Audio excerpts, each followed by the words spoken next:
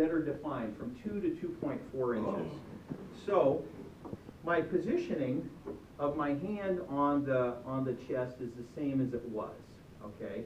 It is lower half of the breastbone or lower half of the sternum, or roughly center of the chest, as Ashley calls it.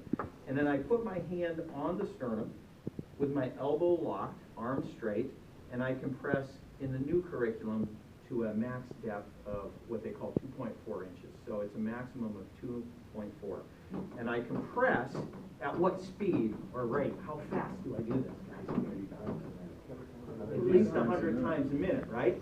To the tune of Staying Alive, or that tempo, right? Okay, so the song Staying Alive, if you can remember that, that's great. You can hum that in your head, right? Okay, to the tune of Staying Alive. Now, that is the minimum compression speed that you need in the 2015 curriculum. The maximum is 120. And we've been doing this on the street now for about 1.5 years. We've been compressing between that range of 100 to 120, and it's been really successful for us in resuscitation. And so the new rate is 100 to 120. There's a range now versus just, we want to compress over 100. Why do you think there's the limitation? Why is there an upper number now? Why can't I do 150 compressions? Didn't give enough chance for the blood to move around.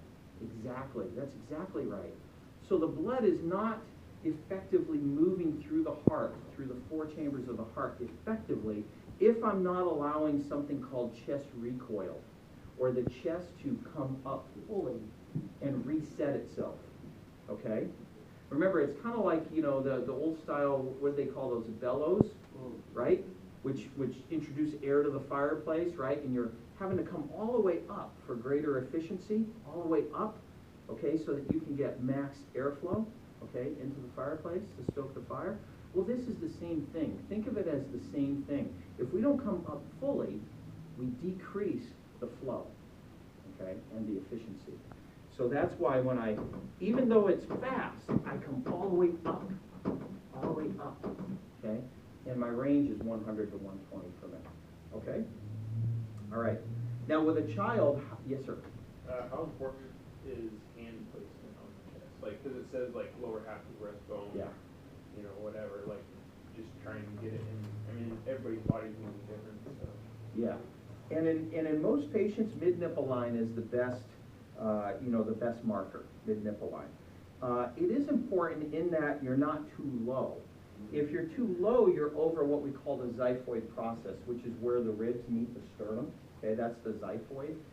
If we're above that, we're too low, we're below the heart, and we're doing, with the force that we're providing to the chest, we're doing internal damage and possibly causing some internal laceration or bleeding.